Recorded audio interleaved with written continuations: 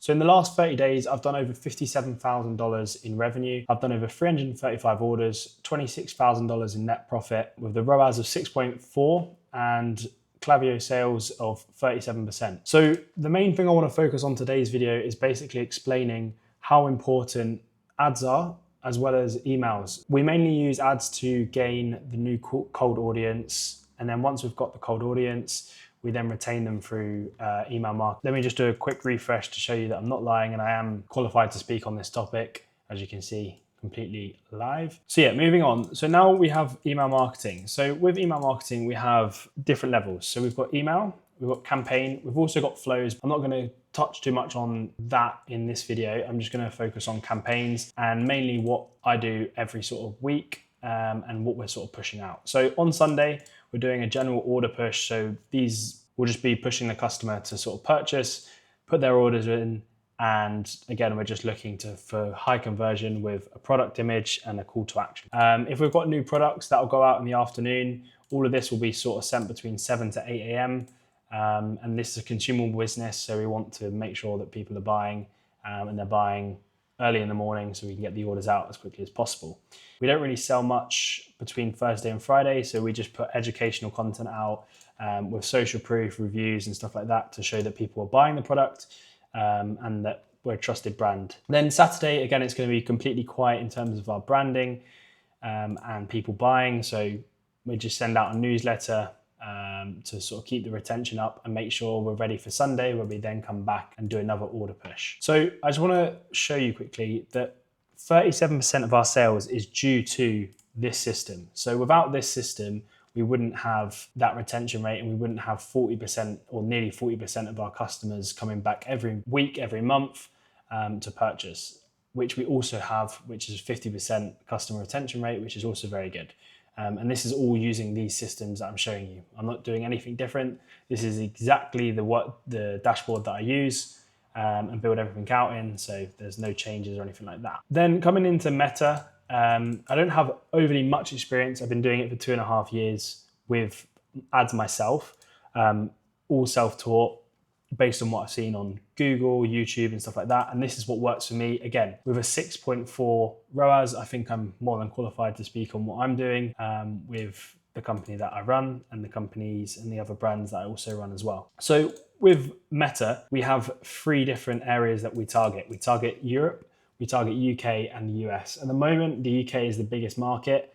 We're expanding into the European market and the US is something that we're looking to push into. We're just trying to get the 3PL set up at the moment, so it's a little bit difficult, but we're definitely pushing into that. So each campaign will have its own ad set, and then depending on the budget, we'll have 3 to 6 ads where we look at sort of rotating them out after the creative fatigue is set in, which is something that we need to look into as well. So not going into technical, we just want to sort of cover the surface level with this video. We can do more technical stuff later on. But the main things we want to focus on is when we're focusing on Facebook and Meta ads, we understand what our break-even ROAS is. So in my case, it's a 1.47. So if we have a ROAS that is less than that, we're actually losing money, which we don't want to be doing. So we need to make sure that we're watching ROAS carefully. It's not a be or end all, but it is definitely something that we need to focus on and watch.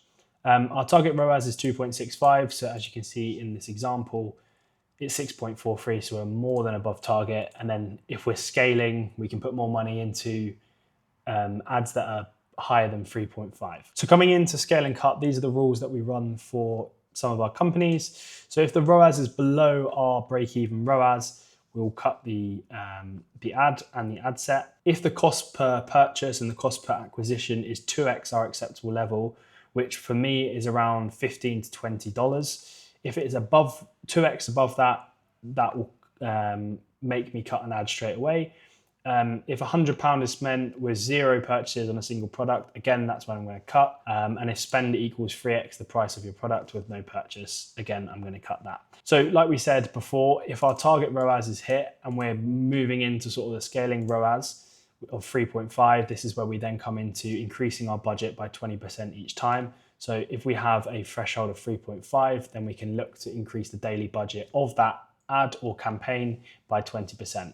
If we start increasing it more, then you're just going to hurt Meta based on what I've researched. And it maximum really with the learning and stuff like that, it needs about 20%. Anything more than that is kind of resetting the algorithm with what people have said and stuff like that. So just make sure that you increase your budget by 20% if you're scaling. And then every Monday, I'm looking at every active ad set and I'm checking basically these rules. So if it's below, like we just talked about, I'm going to cut it. If it's between that level, then I'm watching it throughout the week to see if it holds, if we can increase it, if we can move into the next stage where potentially we can increase the budget. Again, this is a review every Monday and sort of throughout the week as well. Yeah, so then moving on to sort of the ad types that we run, which is the hero ads, the comparison ads, and the carousel ads. So the hero ads is just hero product, title, maybe price, subtitles, features, stuff like that. Comparison is when we've got our product next to our competitors. What are the features that are better than theirs? Is the pricing different? Is the shipping different? Is customer service better? Reviews better, stuff like that. Again, they're some big ads that we're pushing. And then carousel ads of products, catalogs, collections, etc. So this is what we're currently running. So UK, 8 mixed formats, US, 8 mixed formats in the USA. I think this is meant to be EU. So these are the formats that we're running at the moment. So yeah, that's basically an overview of how we run the emails and the meta stuff.